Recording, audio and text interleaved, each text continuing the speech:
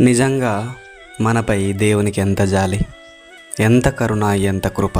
అందుకే మనల్ని గింత చక్కగా కాపాడుతున్నాడు. ఇంత చక్కగా కృప చూపిస్తూ, కరుణిస్తూ మనల్ని ఇదిగో కంటికి రెప్పలా చూసుకుంటున్నాడు. ఇలాంటి కృప, ఇలాంటి కరుణ, ఇలాంటి జాలి మన ఇరుగు పొరుగు వారికి కానీ, మన స్నేహితులకు కానీ, మన బంధుమిత్రులకు కానీ ఎవరికీ కూడా ఉండదు. వారైనా కొద్ది రోజుల పాటు మన మీద ప్రేమ, జాలి, కనికరం చూపిస్తారేమో, కానీ ఆ తర్వాత విడిచిపెడతారు. కానీ దేవుడు అట్లా కాదు. దేవుని జాలి అట్లాంటిది కాదు. దేవుని ప్రేమ అలా విడిచిపెట్టేది కాదు.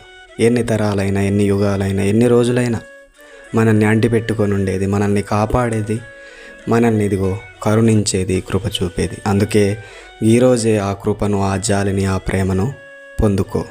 ఆమెన్.